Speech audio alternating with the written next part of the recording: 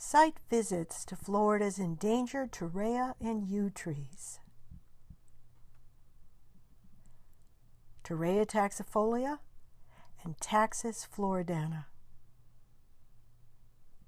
In Torreya State Park, which is along the east shore of the Apalachicola River. The historically native range of both trees is confined to just a small section along the bluffs of the east shore of the Apalachicola River in the panhandle of Florida. I'm Connie Barlow, and I've made a total of 5 trips to Torreya State Park looking at its endemic Torreya and Yew Taxus trees. Starting in December 1999, and the last time I visited there was December 2014. Today is January 26, 2016, and I'm recording this mostly because I think it's important to get the photographs that I've taken over the years. Just 2014 was the only year that I actually had a video camera, but to get the photographs online for anyone to be able to see. Not so much that you need to see them now, but perhaps in the decades ahead when climate change is ongoing, to see what the Apalachicola looked like at this particular time in history, what the surrounds are. I'll also be showing you just the few specimens that I've been able to see over the time there. I'm not officially involved in the program in any way. There are scientists involved, and they have made some plantings by the parking area where you first enter to go onto the trail, and so I'll be able to show you their work there. But mostly this is just for being able to have a site visit there if you're interested in Torreya taxifolia, which is a plant that I've been working with in a citizen science activity to the north called assisted migration. Assisted migration in a time of rapid climate change. You can go to the website torreyaguardians.org and learn about what we've been doing and see a lot more videos there about the Torreya plantings we've made northward. Again, this is an endangered species, both at the federal level and Florida, and with the internationally, the IUCN, it's listed as endangered. Florida Yew isn't quite in as much trouble as Torreya is in. It's not listed as endangered by the federal government, but is in the state of Florida and is listed as, I think, vulnerable by the IUCN. That's the global organization that looks at endangered species. But let's start this program. A picture of me that was taken by the main sign that's been there for a long time in Florida's Torreya State Park. And so here's how the sign reads. In this vicinity on the Apalachicola River, Hardy Brian Croom, pioneer Florida planter and botanist, discovered one of the rarest of coniferous trees, Torreya taxifolia, around 1835, and named it for Dr. John Torrey. Now I have to break for a moment to show you another tree named after John Torrey. This one is called Torrey Pine, Pinus torreyana, and it's endemic to just a few little areas along the southernmost coast of California. Now, the only thing that this Torrey pine has in common with Florida Torreya is that they share the name Torrey, and they're both conifers. Back to our reading. Only 4 other species exist, but they are in the widely separated areas of China, Japan, and California. Croom's promising botanical career ended in 1837 when he perished in the wreck of the steamship Home off Cape Hatteras. So let's again take a look there. Only 4 other species exist, but they are in the widely separated areas of China, Japan, and California. I'd like to show you some photographs now of a site visit I made in 2005 to the sister species of Florida Torreya that lives in California. Both are genus Torreya.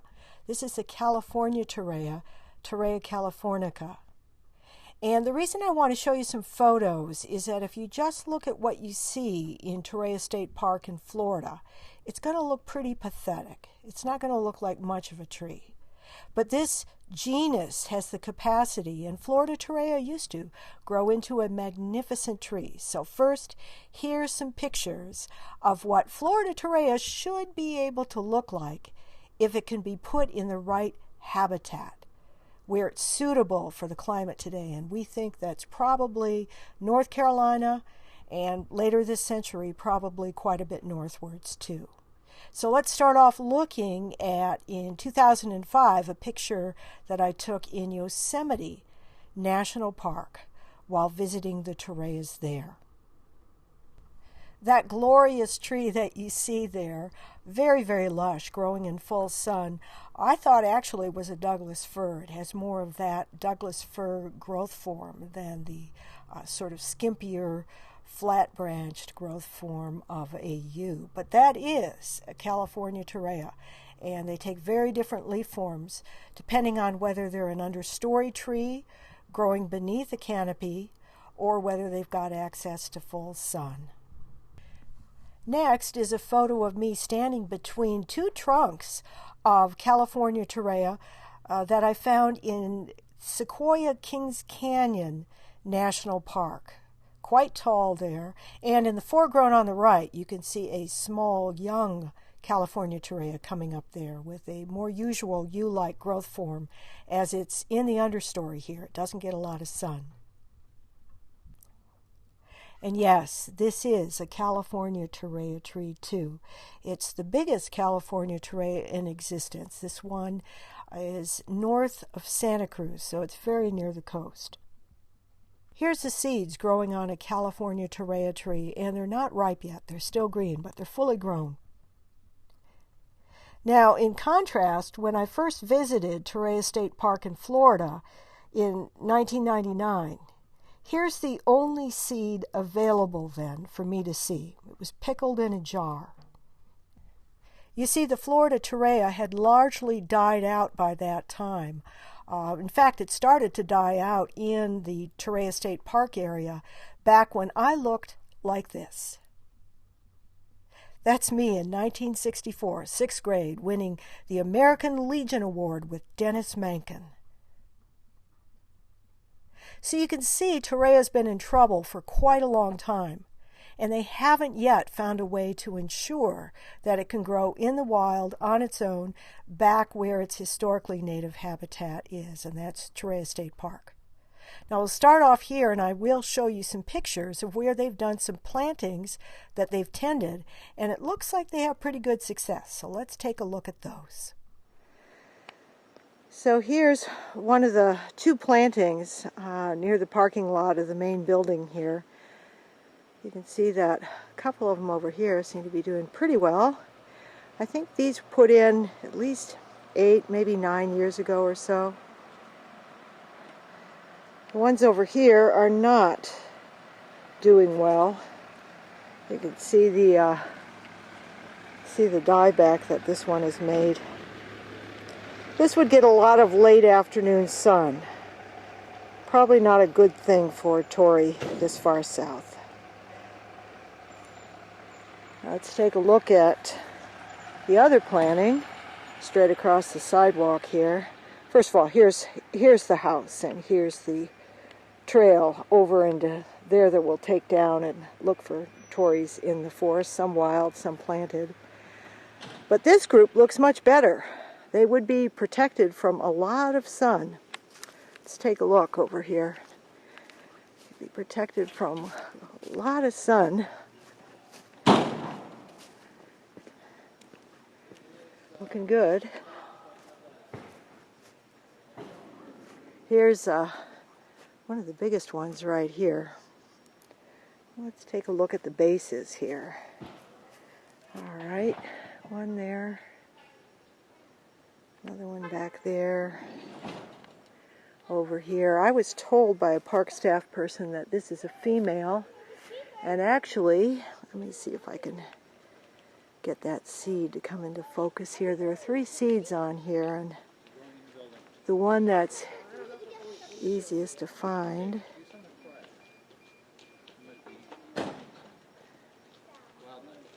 Cannot find right now. Oh, there it is. Look at that. Here we are, December 20th, and still a seed hanging from this female Torrey.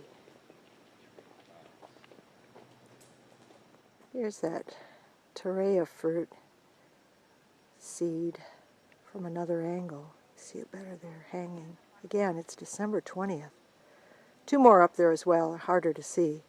But that's one of the trees that I think are at least 9 years old.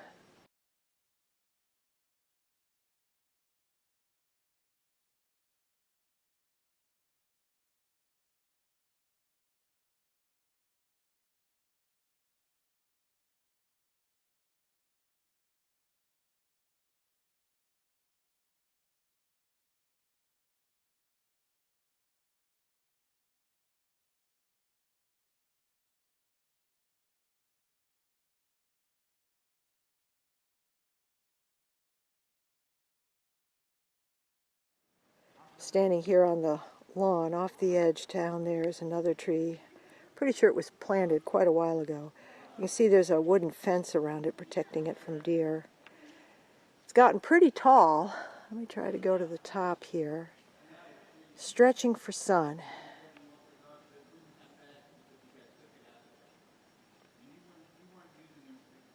Stretching for sun. So here's the second top area planting of Torreya taxifolia. There are 4 trees here. This one's looking really good. This would be planted by the Atlanta Botanical Garden. Let's go close here and take a look.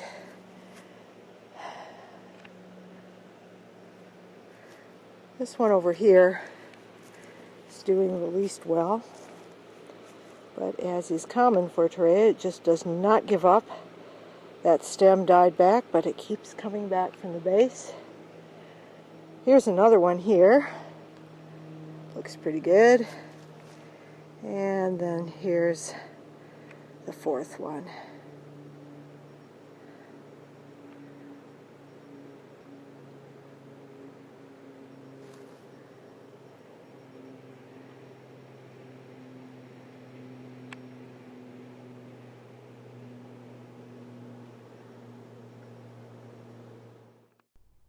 Let's take a close-up look at that River Bluff Trail sign. The trail starts there right on the left side of the picture, heading off to the right, down along the bluffs and down into the ravines, the steephead ravines, which is where you find most of the Torreya taxifolia.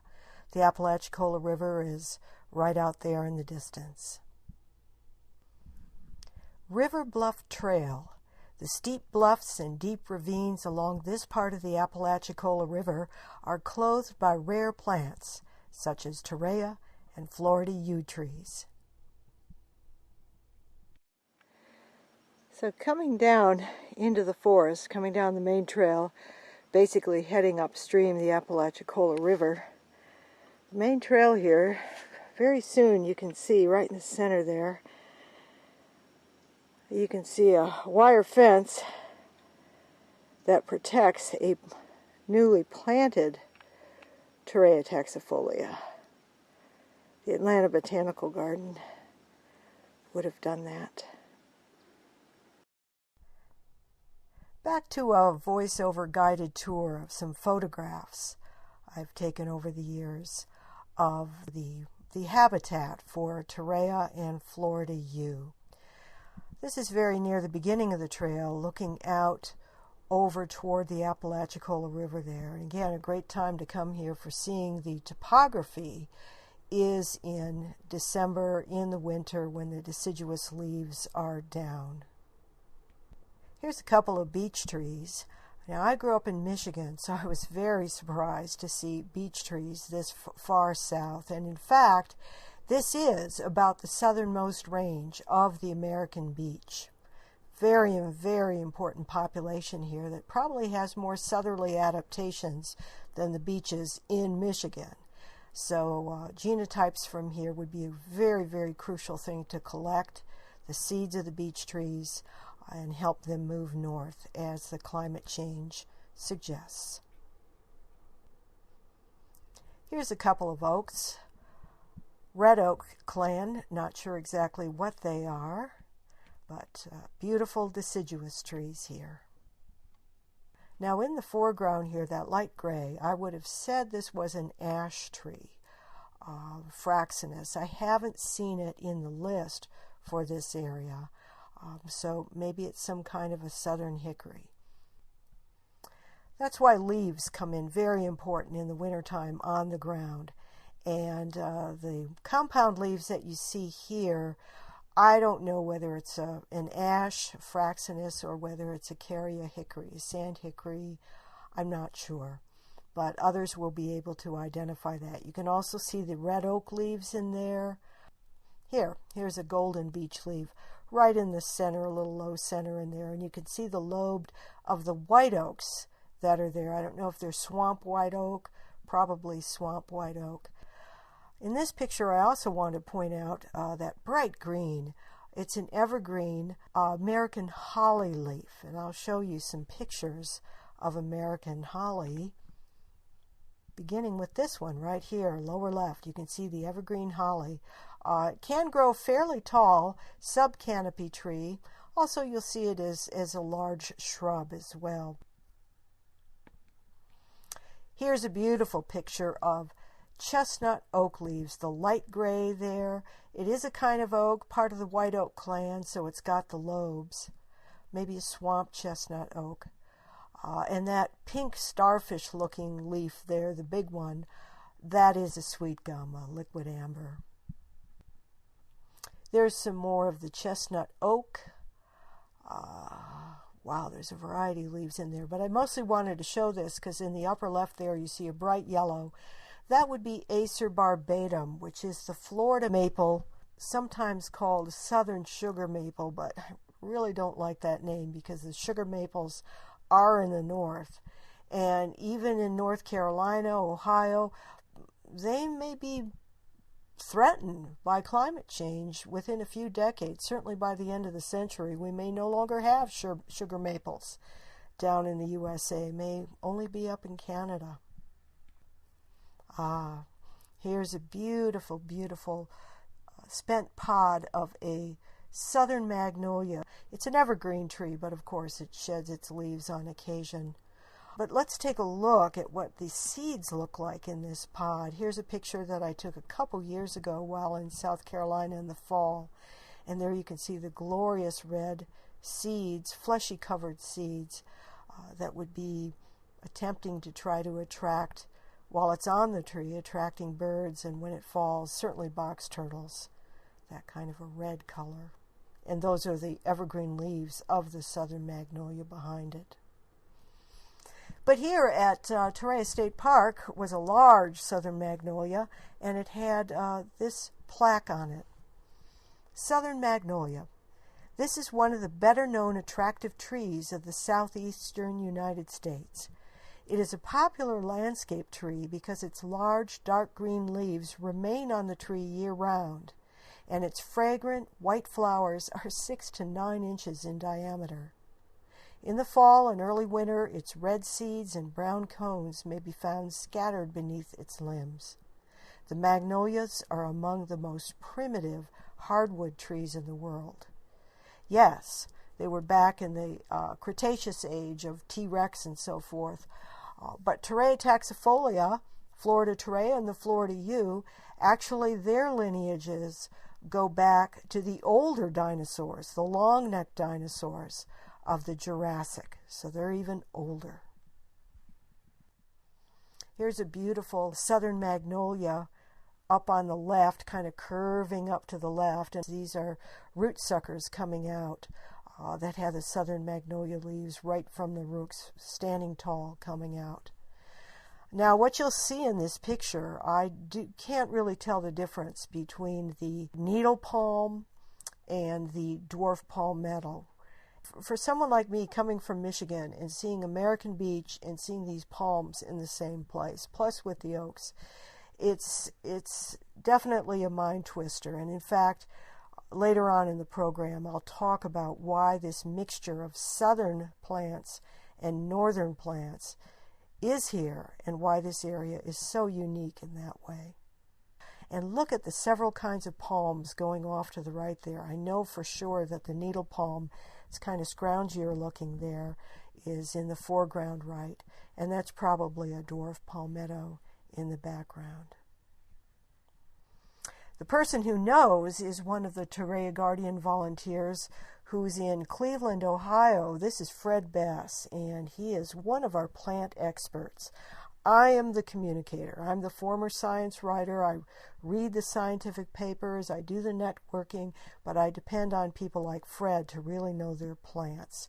Here you can see him standing with 3 Torreya taxifolia trees that he planted several years ago. He germinated from seed and then planted the seedlings out.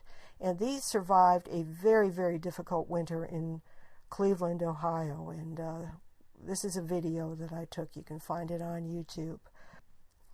Now, Fred also gave seeds to the Seacrest Arboretum near Cleveland. It's associated with Ohio State University. And here he's talking to the graduate student in charge of these trees. They've been germinated there, and they're talking about where to outplant these. And I think what they decided is that this is going to become a grove very near the classic, very old now, Metasequoia, Dawn Redwood Grove in Seacrest Arboretum. So Fred Bess is the one who's doing that liaison. But here I'm going to show a short video of Fred talking about needle palm and dwarf palmetto. He knows that these 2 plants grow down in the Apalachicola associated with the Torreya, so he wanted to try them up here in Ohio. He is a landscaper by profession, and he knows his plants. So let's hear what Fred Bess has to say about how well needle palm does in Cleveland, Ohio. This needle palm has been in here for 4 years, survived all of the winters, including the brutal one we just had, with very little damage. It is native to the southeastern United States. In fact, it grows in the same region as the Torreya taxifolia does in the wild. Down in here we also have palmetto, the saw palmetto, Sabal minor. It's also native to the same region. It does not take the winters here very well, and it's generally, even with a blanket of protection, gets killed back to the ground, but it rebounds every year. So back to our illustrated overview of the forest in the Torreya State Park along the Apalachicola. I'm not sure what this tree is, the bark. It could be a tulip tree, Liriodendron. It could be a sweet gum. Actually, I think it's probably a sweet gum. And again, this is either a needle palm or a dwarf palmetto around it. This large tree is characteristic. It is a taxodium. It's a bald cypress. You can see kind of the orange bark beneath the peeliness there. But you just can't miss it because this one is very near a little creek. It puts out these knees, I think, for breathing, especially when it's in a swamp type situation. Very, very adapted to being in a swamp. But here's what you'll find under it, diagnostic. You see here in the center this conifer branch. This is the bald cypress, a taxodium, and it's a deciduous conifer. It drops its little branchlets every winter. Alongside it there, you'll see to the lower right, that's a beech leaf, and I'm not sure what some of the other ones are there. I want to show this picture that's a little farther upslope. This is definitely a needle palm, but you can see behind it, that's cane. There's a lot of the classic sort of southeastern cane in the forest there too. And in the background, that's the Apalachicola River off in the distance and down. Here's just a beautiful shot looking across the mid-canopy area. That is certainly a beech tree in the center. Way at the far right, that very light gray looks to me like a southern magnolia, and you can see some southern magnolias evergreen right near it up above. And then on the left, I think that's a hickory, I don't know, a swamp chestnut. Anyway, these are beautiful, beautiful deciduous trees that you'll find mixed in with the evergreen southern magnolia and the evergreen American holly. And if you move up slope into the drier areas, you'll find a couple kinds of pines, including loblolly pine. This will be the last overview illustration that I show of just the beauty and diversity of this forest. That's a southern magnolia leaves in the foreground on the left. Another one, shrub there on the left. Looks to me like maybe a needle palm on the right, and then a mixture of deciduous trees and the still hanging on beech leaves there in the background. Next, we're going to move into, finally, taking a look at the wild specimens of Torreya taxifolia that I've been able to see there in the Apalachicola area.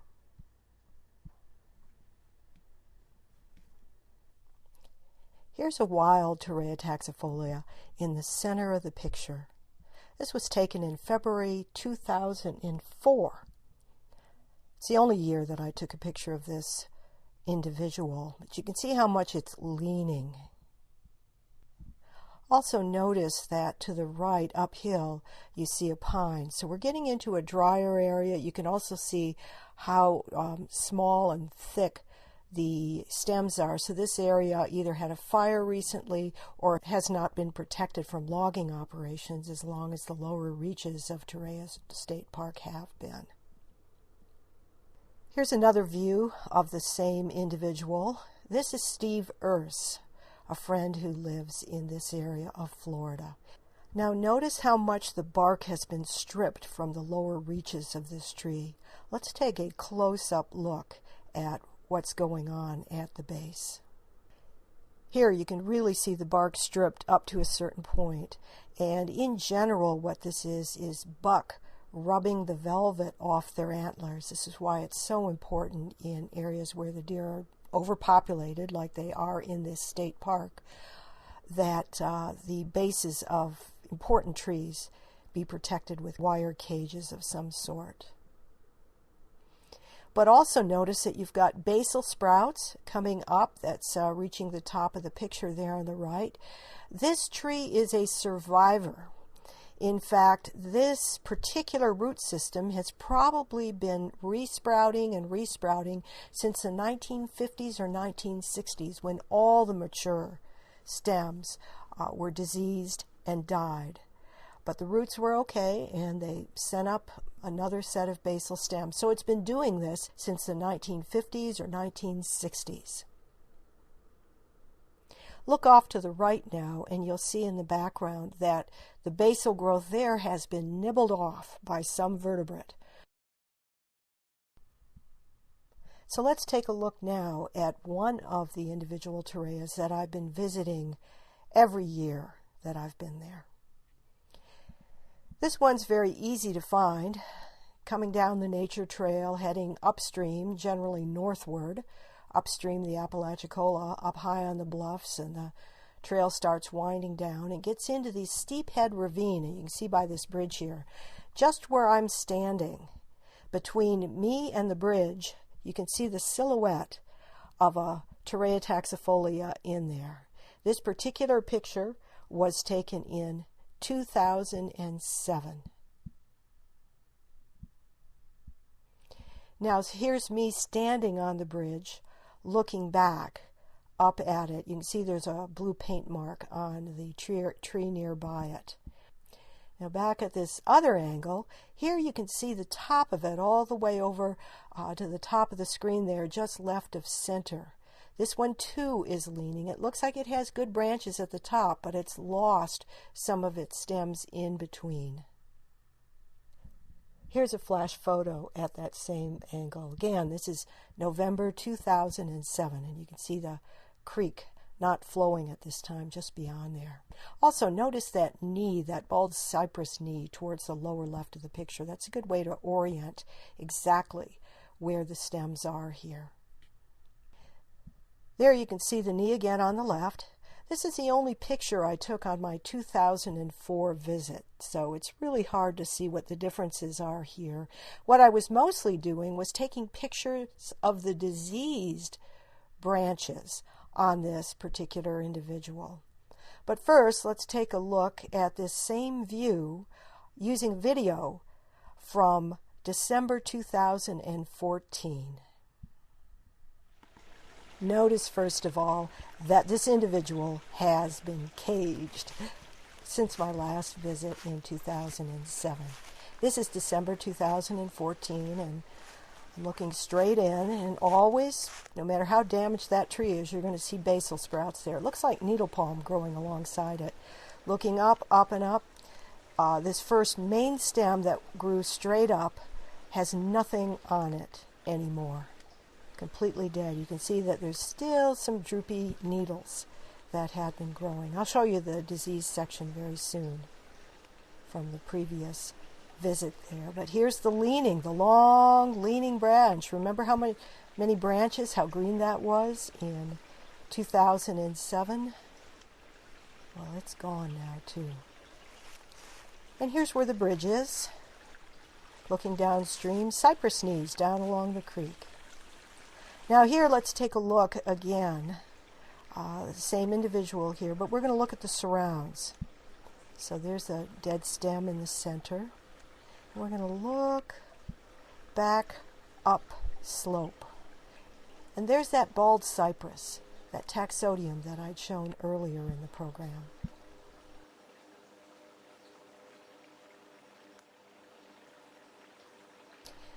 Now we're getting into the disease section. From what I've read, scientists have seen at least a half dozen different diseases that are visible on the Torreya. Again, since the 1960s, they've intensively been studying to see what's wrong. What can we do here? What was it, an invasive pest that came in? One researcher recently has discovered a kind of fusarium microbial species in here and named it after Torreya. It hasn't been named before, so we don't know whether it was brought in from somewhere else or whether it's just been there all along. The way I think about these things is that if you've got questions and a number of diseases coming in, and they seem to be native, then what you're probably looking at is nothing you can fix in the habitat in which it's living right now. And that's because it's simply a climate problem. Might have something to do with logging the forest or not burning it enough. That's a possible hypothesis.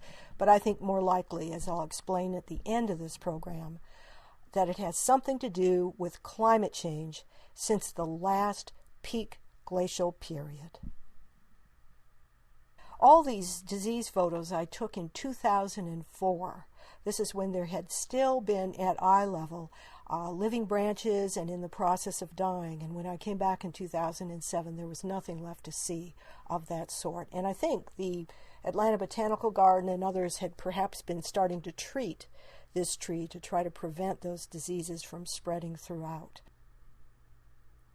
Okay, now we're going to come farther down the trail, very close into the bottomlands. In fact, this is in one of the camping areas, a designated camping area. This trail here comes a feeder trail off the main trail into a camping area. And you're going to see two really nice, healthy specimens here. So they've really been doing a good job in trying to push back the diseases in this area. Very labor intensive, trying to save this endangered species.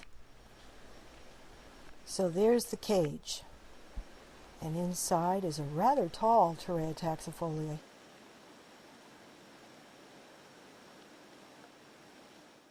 Look how healthy this looks. Very typical growth form here in the sub-canopy. Flattens the leaves out just like a yew in order to capture as much sunlight.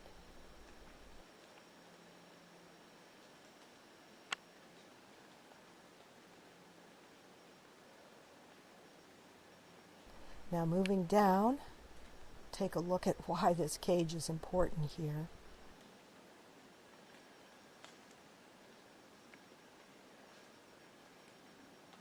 Look at that, there's a scar. Maybe a rabbit had gnawed it one winter. Hard to say. Here's a look at the base.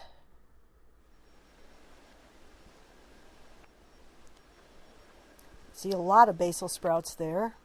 One on the right has a vertical growth to it, ready to take off when the main stem dies.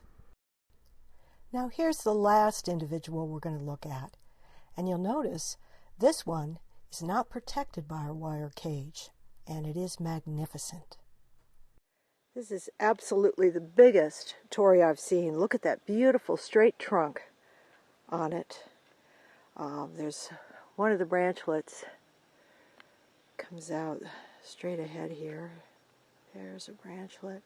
But let's follow that straight trunk up and see where it takes us. That is a magnificent Torrey tree. Let's take a look at the context here. Okay, that's a beech behind it there with the bronze leaves. A lot of what looks like needle palm here. This is the flats in this area. Floodplain area, I think. At least it feels that way. Looking around in here. Let's go take a closer look here. Okay. Ooh, there it is. Let's see what's at the base. Pause here for a moment.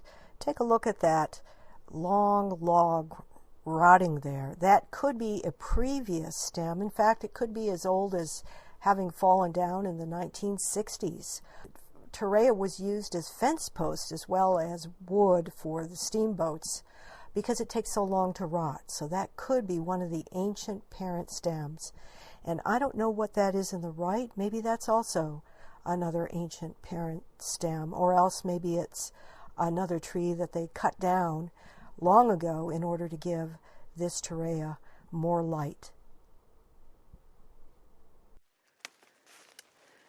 All right, well, always got some ready to go just in case something happens, but that is a magnificent main stem, not protected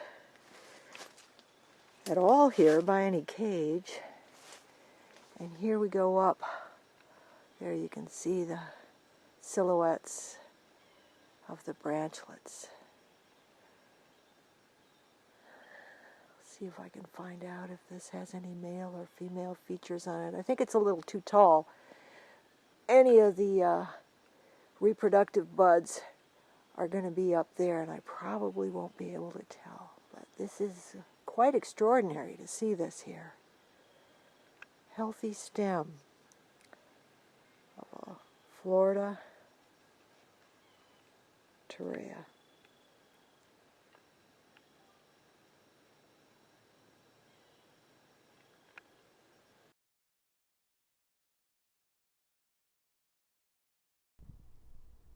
Now let's turn to Florida Yew, Taxus floridana. These first photographs are going to be individuals that I encountered in February 2004. I believe the three stems on the left, at least the two in the center, are the Florida Yew. From a distance, the leaves look very much like Torreya taxifolia, but as we take a close-up, you'll see the bark is unmistakable. I'd like to point out one thing in this photograph here, and that is that downed, rotten, large log there. It's quite possible that that is an old Florida Torreya, Torreya taxifolia. Could have been lying there for half a century. It takes a very long time for Torreya to rot. Here's another view of that same little grove of Florida Yew from a different angle. This is Steve Erse again. Now this is a completely different individual of Florida Yew. Steve and I encountered this in February 2004. And you can see it's leaning quite intensively. This will be the only one that you'll see in a 2014 video that I took just of this individual. Here's another view of that individual taken in 2004. Close-up view of the stem. Look at that beautiful rosy smooth bark. Very, very distinctive from Torreya taxifolia. Also, you get a good look at the leaves here, the leaflets. Looks very much like the Torreya, but soft. A Torreya you could not brush with your hand. It's just too needle-like, even more than the pointiest spruce I've ever felt. Torreya is really sharp, but yew is soft. Elsewhere in the country, it's known as deer candy. So now we'll switch to the video from December 2014 of this same individual. I wasn't aware at the time that I'd seen this particular yew tree. Here's an old Florida yew. Look at all the growth coming out of the base. Here's the old stem. And you can see there's also some branchlets coming out there as well. Here's where the main part of it is leaning and then trying to get some sun.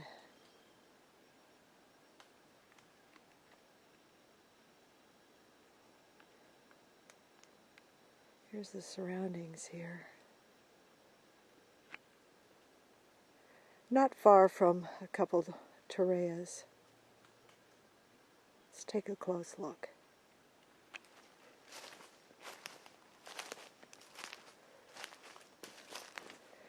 See if there's any buds out here that might produce. I don't see any. This looks like there's some potential here. This is looking at the underside of one of the branchlets that gets the most sun, and looks to me like maybe that's one there, right in the center. Maybe some more along there underneath. Florida Yew. All right, here I found on some of the branchlets obvious buds. I don't know if that's the pollen buds for next year or whether those will actually become the red yew fruits. Yes, the seeds of yew are flesh-covered and they're very red, meant to attract birds. You can see the little hole area in the bottom. You can actually see the single seed in there through that hole. Very poisonous, the seed. The flesh is not. And because robins and other thrushes and some other birds don't have a gizzard, they, in the wintertime, love to swallow the yew berries. Now just a quick reminder here, this is Torreya taxifolia, fully enclosed, much larger fruit, larger than an acorn. Okay, so here's a reminder that the Florida yew is just that little tiny green area there in the panhandle of Florida. Now let's scoot back and take a look at the whole USA, because I'd like to show you where the other two species of yew, Taxus, that are found in the USA and up into Canada. Here they are. First, this is the western yew, Taxus brevifolia, and this is the one that got famous with having the Taxol for fighting breast cancer, the poison within the tree that can be used for fighting cancer. Here's the yew that we have in the northeastern United States and way up into Canada. It's called a Canada yew, Taxus canadensis. And last year I was able to actually see my first Canadian yew, just spreading out on the ground in Houghton, Michigan. That's in the Upper Peninsula, and in an area that gets so much snow that the deer really can't get in there. Nonetheless, this yew stays along the ground, and it could be because it's fighting against deer or too much snow. But the overpopulation of deer in that part of the United States has meant that I've never been able to see Canada yew before last year. Now, because it's difficult from a distance until you look at the bark and until you feel the branchlets, the leaflets on it, to tell the difference between a Torreya and a Taxus, I'm also going to introduce you to several other conifers, Asian conifers, that are used in landscaping sometimes and that people sometimes confuse with Torreya taxifolia when they see it. So let's take a look at them.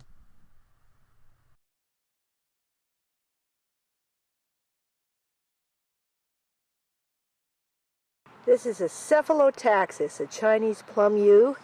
From a distance, it might look like a Torreya,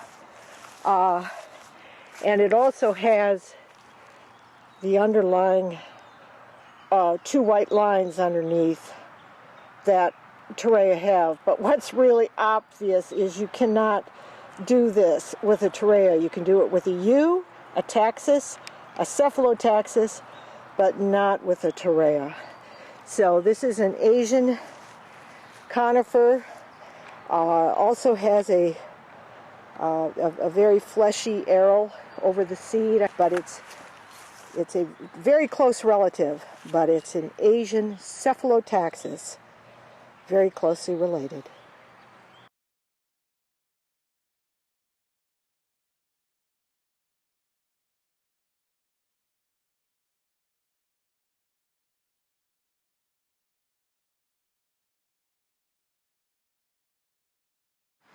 Yeah, you can see where there was quite a bit of dieback this past winter. Actually, which is really odd because a lot of the dieback was underneath where I would have expected snow cover to protect it. But I did have some windburn up top, and I had to do a fair amount of pruning. You can see my pruning cuts. But it's rebounded. It's put on a good 6 inches of new growth, 8 inches of new growth. Now this is a Cephalotaxus, native to Asia. Show me some buds on there. Yeah, this is Cephalotaxus Harringtonia. This is Duke Gardens, I think, is the cultivar, and you can see the cone buds, and I believe this is a male. In fact, I know it's a male because last spring it had pollen. Oh, really? Is this the only one that you have? I have another one, but it's the fastigiate, the upright form. And it got killed to the ground this winter. So obviously the fastigiate form is not nearly as winter hardy as the prostrate growing form. Now show me how you would distinguish this from Torreya if someone just had this growing in their yard and didn't know what it was.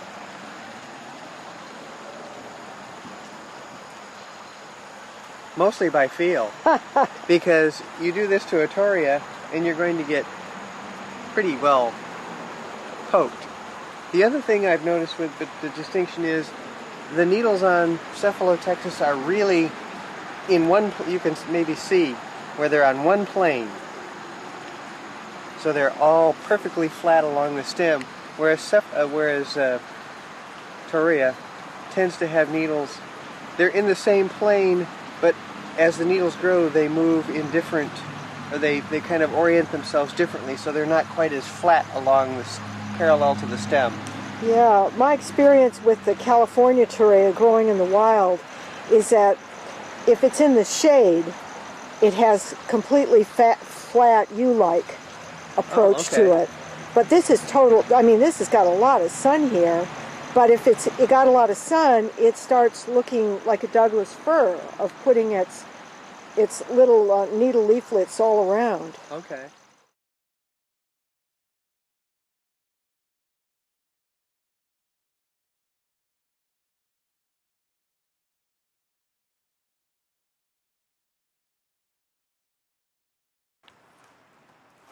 Okay, what's that?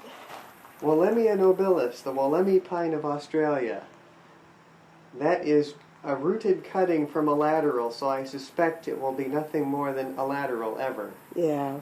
Why do conifers do that, or do other trees do that too? Most other trees you can't root from cutting. Oh, just conifers, huh? And a lot of conifers you can't root from cutting. Right, right. But that's in the Podocarpaceae, so that's related to the podocarps of the southern hemisphere conifers. Mm-hmm.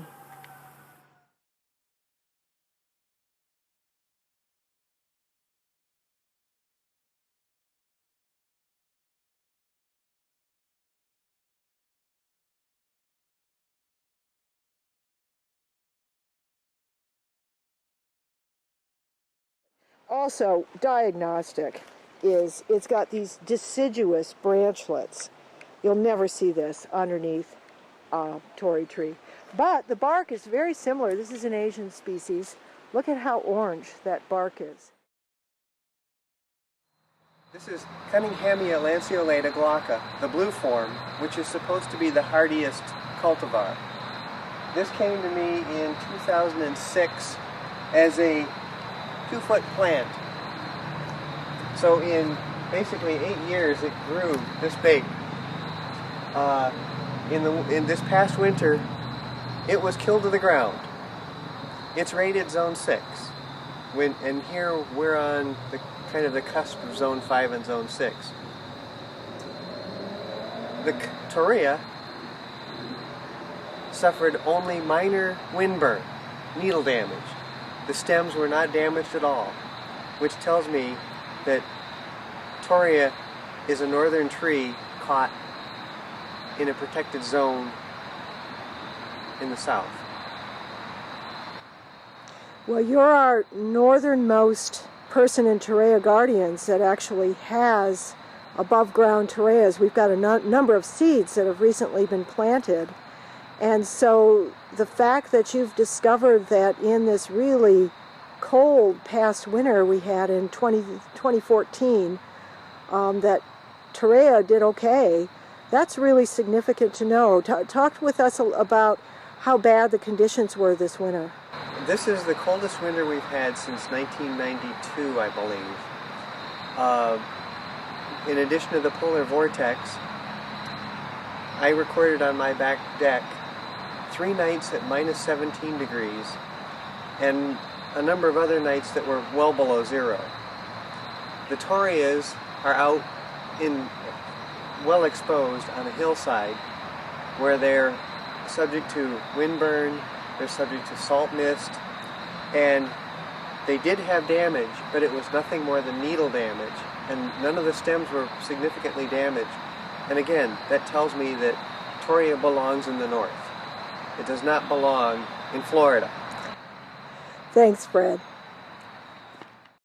Torreya taxifolia does not belong in Florida, not at this time in a peak interglacial cycle. Here you can see some of the places we're testing moving it.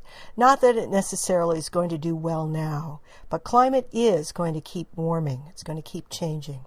You can see one of the blue arrows pointing to Fred's home in northeast Ohio. There's Michigan, even southern New Hampshire. We've got some tests going on with a volunteer Torreya Guardian. Now, the actual planting began in 2008 in Waynesville, North Carolina. We planted 31 seedlings at that time. Now, what's the evidence that we have for Torreya taxifolia does not belong in Florida anymore? Well, we have to go to paleoecology for that, and in my book writing career as a science writer, paleoecology was my specialty. If you go to the website, you can look for this, Paleoecology and the Assisted Migration Debate, Why a Deep Time Perspective is Vital. A lot of the information and evidence there, but I'll give you the gist here. Let's start off with a picture we're all familiar with. Here's North America at peak glacial about 18,000 years ago, just before the ice started to melt away. 18,000 years ago. My home state of Michigan, covered in ice. Fred's in Cleveland, covered in ice. Here's a close-up here of the southern edge of it. And think about it. All that vegetation that had been to the north had to move south. And so the boreal forest up in Canada is now at this time, down in the Kentucky area or so, around 18,000 years ago. And the deciduous trees that we love in the eastern United States, boy, they had to make it down to the coast. Now, what you see here are what's called peak glacial refuges. This is what the paleoecologists teach us from fossils and pollen evidence. There are three big ones here that were very, very important 18,000 years ago. One is along the Mississippi River, particularly the Cumberland Plateau in the Midwest. The trees headed down to here and hung out during the coldest times. You can see in yellow the Apalachicola. This is where Torreya and the Florida Yew and many other species were hanging out. Chattahoochee is there because that's the big river that comes down from the southern Appalachians in North Carolina down through Georgia and into the Apalachicola. And then the third one over there on the Atlantic coast of Georgia, Altamaha River, coming down as well. Those three. Now, what's interesting is that you might say there are three type species associated with each of these three peak glacial refuges. These are the ones that are kind of famous. Here they are. First, in the Mississippi, Critchfield spruce. Now, Critchfield spruce is extinct, and it went extinct before it could be recorded by botanists, but it's been found in the fossil record there. It's a kind of spruce. Over in the Apalachicola, of course, Torreya, it's critically endangered.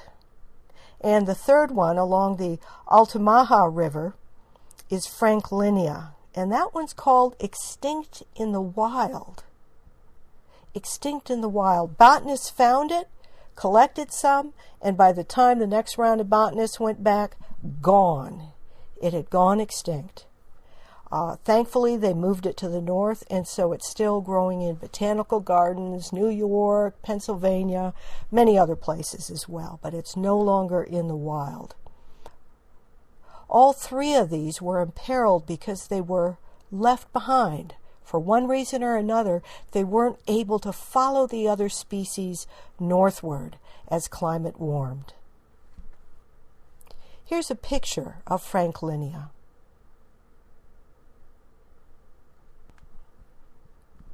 And let's go to our man in Ohio, Fred Bess, for him to teach us about Franklinia. I happened to be there at a time when it was blooming in Seacrest Arboretum in northeast Ohio. We are September 29th, and this tree is still in flower. I was here for a seminar the week before Labor Day, which would have been, I believe it was September 2nd. The tree was in full flower then, and you can see from the buds that it will still be blooming in a few weeks. That's the best thing about this tree. As these leaves turn this beautiful deep red, you'll have the contrast of the deep red foliage with the bright white blossom, and it's just a spectacular treat to see. And it's in the family Taxaceae. Oh, right. So it's in the same family as Stewartia and Gordonia. So a camellia family. Yes. Yeah. So Franklinia, Torreya, and Critchfield spruce all were left behind. They failed to make their way north as the glaciers retreated. Here's the arrow showing the basic directions that these glacial refuges sent their species north. And I learned about this in detail from a book published in 2002 by a paleoecologist, Hazel Delcourt, called Forest in Peril: Tracking Deciduous Trees from Ice Age Refuges into the Greenhouse World. I was very fortunate. I got a chance to meet and talk with her just before she retired. And she was adamant about the need to help these trees move north, and even common trees, to keep them moving north in this century of rapid climate change. Torreya Guardians would never have gotten started were it not for this book. So now let's think about the climate change to come. We need the deep time to put it in perspective. On this chart, you see North America, the vegetation types 13,000 years ago. The gray is ice, that's peak glacial. And on the right is the vegetation zones of North America today. And just kind of get the overview of this. Notice the colors, notice the different patterns here.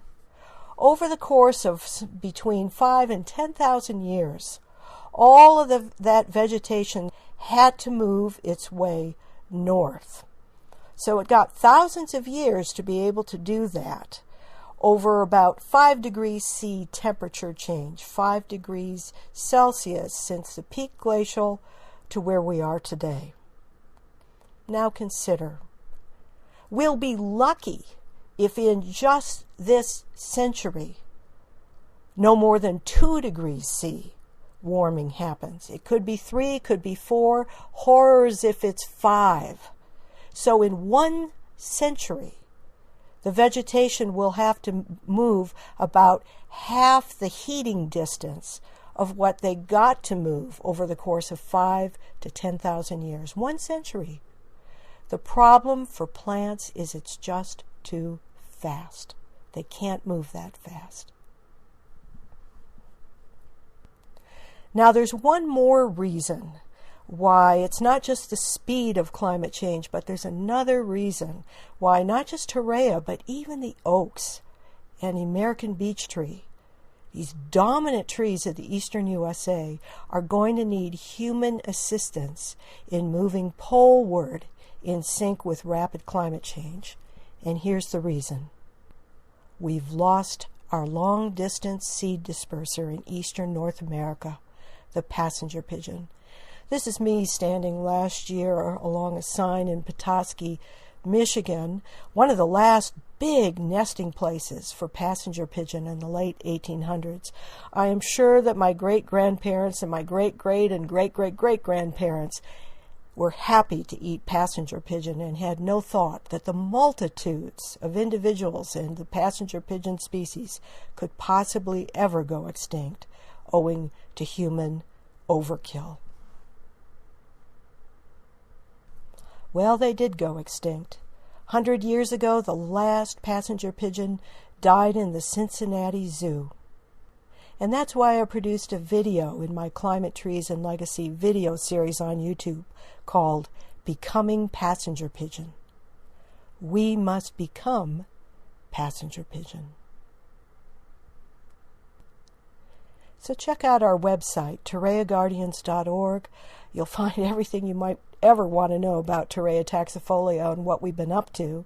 But also check out the video reports and the scholarly articles and news, and that'll get you to the overall understanding of assisted migration in a time of rapid climate change and how it's being thought about and applied to other species, particularly other species of trees. May the forest be with you.